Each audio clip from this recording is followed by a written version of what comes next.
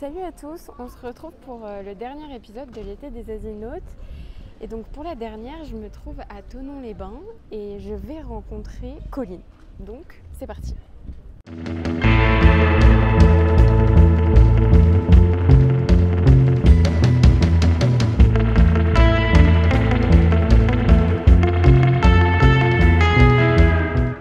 Alors, elle m'a dit qu'elle serait au dépose minute avec un berlingot bleu. Berlingot que je vois. Alors, je sais pas si elle est dedans ou à côté. Elle est dedans. Je crois que c'est elle. Oui, c'est elle. Coucou. Ça va, je te fais bisous de loin parce que j'ai une conjonctivite et c'est contagieux, ok. c'est pénible. Bon bah écoute, bisous de loin alors. Ça va Colline? Ça va. Bon allez, c'est parti. C'est parti. Hop, je m'attache. Bon, là on est dans ta voiture, Colline, dans ton berlingot bleu. Toute beauté. On est où là? On est à Thonon-les-Bains, Ouais, ville du Chablais en Haute-Savoie, ouais, qui est la ville du départ de la route des Alpes. ok. Qui va jusqu'à Nice, c'est la route où il y a tous les cols du Tour de France et tout ça. Magnifique. Donc voilà. Et on est très proche de la Suisse aussi. Ça fait longtemps que tu habites là toi? Moi j'ai toujours habité là en fait. Ok, J'ai fait mon d'accord. lycée ici, voilà. Je suis juste partie pour mes études et puis après je suis revenue habiter là. Alors Colline, qui es-tu? je me concentre sur la route parce Oui, que des oui, fois oui. je suis un peu un boulet en conduisant. Donc, Ah bon, voilà. bon. Alors Mais concentre-toi. j'explique en même temps. Je m'appelle Colline, je suis journaliste. Ouais. Du coup, je parlais de la Suisse parce que je bosse juste en face. Là, il y a le lac là qu'on voit. Ouais. Et je travaille à Lausanne dans un petit média qui s'appelle Gotham City, comme Batman. Ouais. C'est fait exprès le nom? C'est fait exprès, ouais. Ah ouais, d'accord, ok. Pour la ville du crime. Ouais, d'accord. Voilà. Sympa. Et on fait de la veille judiciaire sur les affaires de criminalité économique. Donc tout ce qui est corruption, blanchiment, fraude fiscale, enfin... C'est quand même assez spé comme... C'est très spécifique. Ouais, d'accord. Voilà. Et toi, comment t'en es venue à travailler là-dedans? Bah moi j'avais un peu une passion pour ça, alors il y a des gens c'est des geeks de l'informatique et tout ça, mais moi c'était passion blanchiment. Ok, bon bah écoute... Donc dans ma famille ils en ont ras-le-bol, ça les intéresse pas du tout, mais moi ouais. vraiment ça m'excite quoi, j'aime bien. Donc, On arrive là? on arrive chez moi, ouais. Eh ben, allez, c'est parti. Alors Colline. Très solennel. Bah ouais, c'est un peu stressant. Je sais pas si t'as regardé donc les autres épisodes de l'été des Asinautes. Un petit peu. Un petit peu. Est-ce que t'as lu un petit peu les commentaires? Ouais, j'ai lu les commentaires. Les gens se plaignaient qu'il n'y avait pas de femmes. Voilà. Du coup, ils vont être soulagés, mais bah après, voilà, je suis une femme blanche, donc c'est problématique. Voilà. Et puis, bon, bah voilà, c'est moi. Et qu'est-ce que ça te fait d'être du coup la femme de l'été des Asinautes? Ça me fait rire.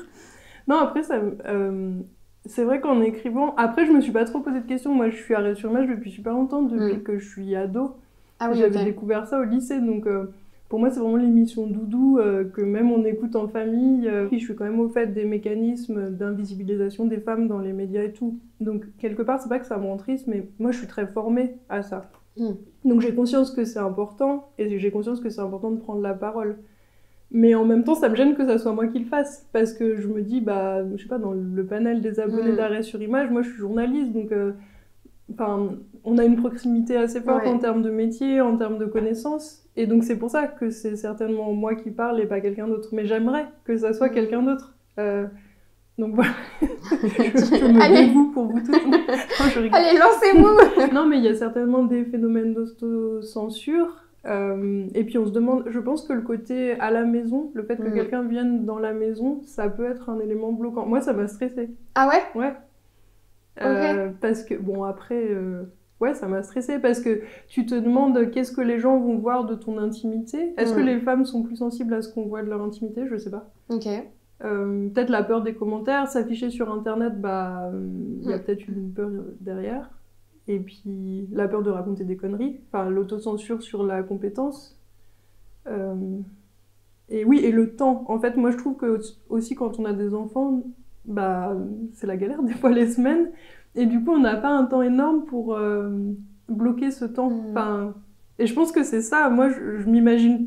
Enfin, moi, j'écoute Arrêt sur Image des fois en faisant du ménage. C'est mon temps où j'écoute des podcasts. Et du coup, j'imaginais les auditrices de l'ombre. Mais est-ce que, du coup, elles ont ce temps? Tu vois, si elles en sont à écouter des podcasts pendant leur temps de ménage, c'est que il n'y a pas de temps libre. J'ai eu mon bac et mes parents étaient abonnés à Télérama. Oui. Et donc, voilà, ils étaient un peu relous pour la télé, ils verrouillaient pas mal. Du coup, moi, ma grande passion, c'est que je lisais Télérama en entier. Parce que je lisais les résumés de films que je pouvais pas voir. Ok, d'accord. Voilà. Puis donc, comme je le lisais en détail, une fois, il y avait un article sur des médias nouveaux qui se créaient sur Internet. Je sais pas, ça devait être... J'ai eu mon bac en 2006. Ça a dû être par là. Et ça m'avait passionnée. Et il parlait d'Arrêt sur Image, que je regardais pas à la télé à l'époque. Mais que du coup, je sais pas, le fait qu'il passe sur Internet, nouveaux médias, déjà à l'époque, ça me titillait vachement. Enfin, j'aimais bien. Et je me suis abonnée assez tôt, en fait. Bah, y a eu plusieurs choses, puis il y avait aussi les émissions où ils invitaient les enquêteurs de Mediapart. Il y a eu Fabrice Arfi plusieurs fois qui racontait l'enquête Cahuzac. Et à chaque fois, c'était des trucs, bah, ça me nourrissait, quoi. J'apprenais plein de choses, ça me donnait envie de devenir journaliste.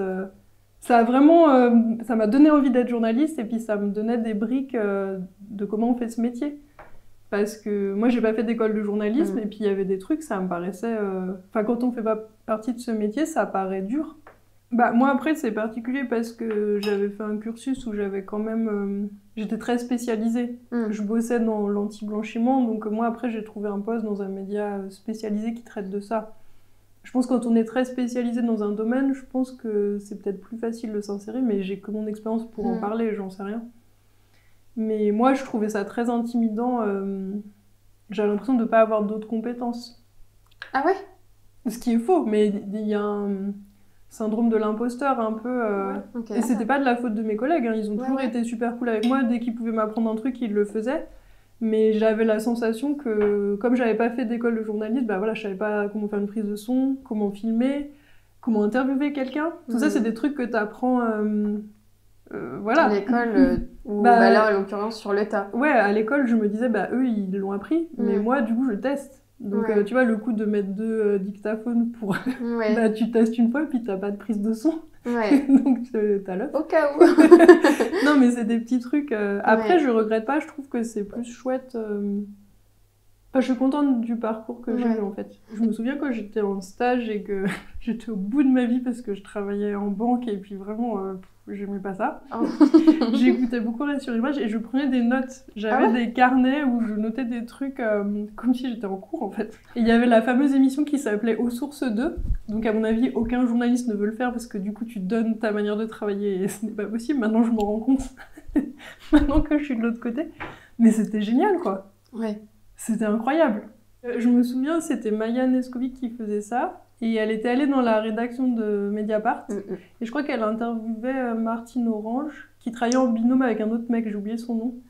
Et il disait qu'à Mediapart, et ça m'avait vachement marqué, parce que moi j'avais l'image que quand t'es journaliste, il faut que tu sois extraverti, que t'adores parler aux gens, que tu sois jamais un peu stressé, tout ça. Puis bah, moi, des fois, passer un coup de fil, ça me stressait, quoi. Donc je me disais, bah, ça se trouve, je suis pas faite pour ce métier.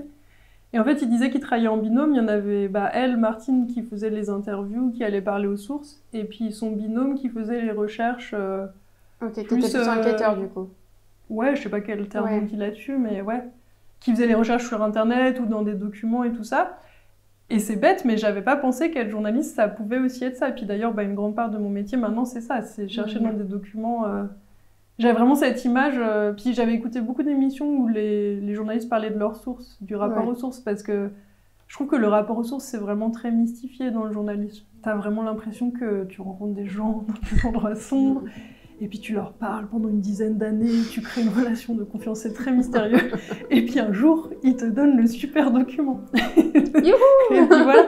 Et puis c'est souvent parce que... Puis bon, après, voilà, on revient au truc féminin, mais moi j'avais l'impression que je lisais le bouquin là, sur Hunter Thompson, où voilà, tu sillonnes les routes de l'Amérique avec ta cigarette parce que tu fumes beaucoup, puis t'es jamais malade, puis tu bois beaucoup, mais ça va. Oui, tu dors pas, mais t'es quand même en forme, voilà. Il y a quand même... Enfin, Je me souviens, il y avait François Ruffin, que j'aime bien par ailleurs, mais qui disait, il avait un peu été chahuté parce qu'il avait défendu Daniel Mermet, puis il disait, oh, ça va, si vous n'êtes pas capable en tant que journaliste de manger des pâtes et puis de dormir dans des trains de nuit, faut pas faire ce métier, quoi. Puis moi, j'avais lu ça, j'étais là, bah, moi, j'aime pas manger que des pâtes. J'ai un problème avec la nourriture, j'adore manger, et j'étais là. Bah ouais, et puis moi je dors pas très bien, donc... Donc dans les trains de nuit, bof, quoi. Compliqué. Nous, notre média, il est tout petit. Oui. On est 4 salariés, on a quelques pigistes. Et c'est un peu une PME familiale. Donc il y a aussi le côté faire grandir une entreprise, qui moi m'intéresse vachement, le côté entreprise, comment faire vivre un média qui ne fonctionne que sur abonnement, sans pub, sans subvention, sur Internet. Ça me passionne vraiment. Enfin, il y a le côté journalistique et le côté...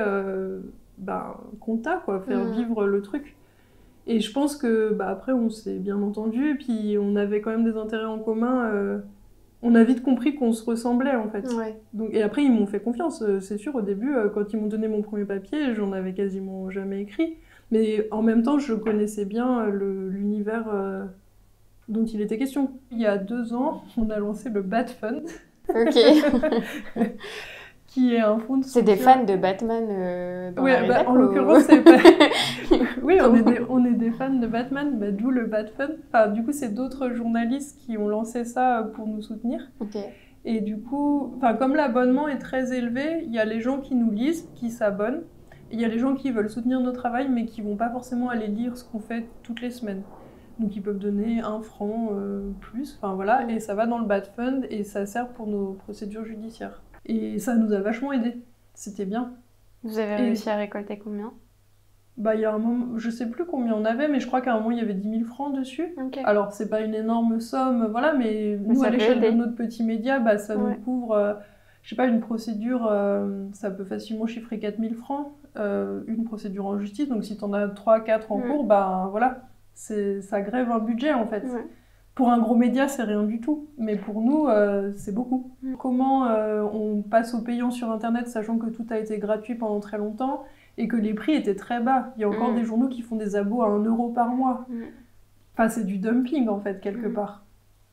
C'est pas possible, en fait. On rentre jamais dans des frais avec un abo à 1 euro par mois que tu peux annuler n'importe quand. C'est pas possible. Et donc, pour toi, les médias indépendants justifient un abonnement plus cher. Plus cher. Oui. Okay. Et aussi, je pense que dans la mesure du possible, Arrêt sur Image le fait, permettre à des gens qui sont dans des situations précaires ou étudiants d'avoir soit un abo gratos, soit un abo à tarif très réduit. Moi, je sais qu'il y a eu une année, Arrêt sur Image, j'avais demandé ça, parce que j'étais au chômage, ou ils me l'ont fait. C'était cool. Et je trouve que ça crée aussi un lien de fidélité dans le temps, de pouvoir faire ça. Puis peut-être que les médias communiquent pas assez sur... moi, je m'en rends compte avec Gotham, tous les 4, avec mes collègues, on voit très clairement notre production versus combien d'argent on a à la sortie, comme dans une entreprise en fait. Et du coup, c'est très clair. Quand les gens se plaignent, on a souvent des gens qui nous écrivent en disant c'est trop cher. Mais moi, j'ai aucun scrupule à défendre notre grille tarifaire parce que je sais exactement à quoi ça correspond après en fait. Et tu la défends comment alors ? Je dis c'est le prix. On fait un travail de qualité qui demande des ressources. C'est notre salaire à la fin. On peut pas faire moins, en fait. On a besoin de se payer. Moi, j'ai une petite fille. C'est pas possible. Et puis, tu peux pas faire ce travail qui est exigeant sur le long terme si t'es vraiment toujours ric-rac à la fin du mois, à pas être sûr que ton salaire va tomber. C'est impossible en termes de fatigue. Et je pense que beaucoup de jeunes journalistes, ils vivent ça, cette espèce de précarité et de burn-out que tu peux faire quand t'es jeune, mais qui a un coût sur ta santé sur le long terme qui est affreux et qui fait que beaucoup quittent le métier. Donc pour moi, il faut que les prix augmentent ou que peut-être l'État subventionne un peu plus. Mais la course aux abos gratuits ou très peu chers ne fonctionne pas. Ça a fonctionné dans aucune industrie en fait. Alors tu sais, dans la dernière séquence de l'été des Asinotes, j'aime bien prendre le temps de vous demander votre avis, de savoir ce que vous pensez du média, de savoir si vous avez des conseils, des remarques, que je pourrais remonter à la rédaction. Alors est-ce que tu as quelque chose à me dire, à me donner ? Déjà, Ouais, on en parlait un petit peu tout à l'heure. Moi, je regarde peu dans les nouveaux formats que vous avez créés. Twitch, je regarde peu.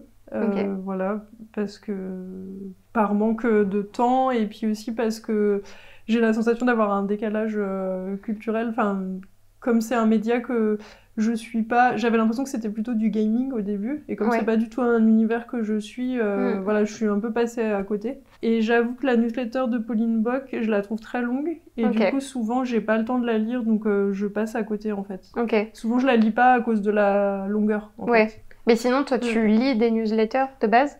Bah, je lis celle de Daniel et après j'en ai deux, trois que je lis en lien avec mon boulot. Il y en a une qui est trop bien, qui s'appelle Coda Oligarchie. Ok. C'est en anglais. C'est super, c'est sur la criminalité économique. Ok. C'est très très bien. Ok. La petite reco. Voilà, je pense que dans la manière, enfin je sais que ça sonne comme une critique, mais quand c'est arrivé, ou peut-être je me suis pas bien concentrée, mais j'ai pas suivi la genèse de cette newsletter, et du coup Ok. je l'ai vu arriver dans ma boîte mail et j'ai pas eu la mise en contexte, on va dire. Ouais. Du coup j'ai eu du mal à m'y intéresser en fait. D'accord, ok. Mais il y a un truc, si je lis beaucoup la newsletter de Mediapart sur, Ouais. je sais pas si tu la lis aussi, sur les coulisses de la rédaction, la Oui, manière dont oui, ils font ouais. leurs enquêtes. Et souvent, c'est un unique texte, mais sur une Ouais. enquête en particulier. Et ça, je le lis vraiment avec attention à chaque fois. J'apprends Ok. toujours des trucs, je le trouve vraiment super. Moi, des fois, dans le traitement de l'actu, des fois, il y a des trucs qui sont un peu lourds. Et puis, des fois, on n'a pas forcément envie de se plonger dans un truc un peu lourd psychologiquement, on va dire. Et c'est pour ça que j'adore Post-Pop, parce que... je sais pas, ça parle d'autre chose, c'est pas en lien avec le boulot, ça Ouais. fait penser à d'autres trucs, et puis... J'aime vraiment bien ce format d'émission, quoi. Souvent, Ok. même des fois, c'est des films ou des trucs que je connais pas et que je veux pas forcément regarder, mais la manière dont c'est analysé, ça me fait penser à d'autres choses, et puis voilà, j'aime T'as un bien. souvenir d'une émission de Post-Pop qui t'a... Que j'ai qui t'a marqué particulièrement aimé. Ben, j'avais bien aimé celle sur Romy Schneider, parce que franchement, je la connaissais pas très bien, quoi. Ok. Et donc, j'ai appris plein de trucs sur elle Ouais. sans même avoir vu les films en question, mais du coup, je trouvais que... Enfin, moi, j'aime bien les émissions de cinéma comme ça. Ah oui, et ces derniers temps aussi, sur Arrêt sur Image, bah après, c'est l'actualité, mais il y a toutes les histoires avec Hanouna, avec le JDD, mais qui prend une place médiatique énorme, je trouve. C'est Ok. très grave, mais il y a... J'ai l'impression que des fois, on est un peu en réaction par D'accord. rapport à ce qui se passe, avec des réactions à chaud. Et Ça est-ce dévie un qu'il- peu de l'intérêt bah, ça d'analyse. fait une action-réaction, quoi. Ils font un truc un peu débile, et puis il y a des articles de la presse de gauche qui réagissent sur le fait que c'est débile, mais on reste dans cet écosystème D'accord. de... Moi, c'est vrai que les articles sur Hanouna, je les lis plus, en fait. Ok. Il y a trop de publications Bah, moi, j'avais la sur le sens- JDD, par exemple. Ouais, ou sur j'avais Hanouna. trouvé un peu Ok. cet été. T'es pas la première à nous le dire. Ouais.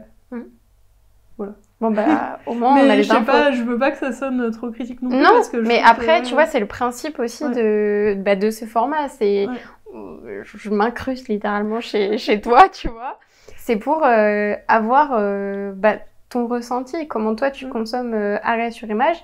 Parce qu'en fait, nous, on se base sur ça après. Oui. Pour évoluer, pour savoir ce qu'on reconduit, ce qu'on arrête, pour savoir vos aspirations. Ça peut nous donner des idées. Après, est-ce que c'est réalisable ou pas? Ça, c'est un autre sujet, mais c'est bien. Enfin, tu vois, vous pensez à des choses que nous, bah, peut-être on n'a pas pensé. Ouais.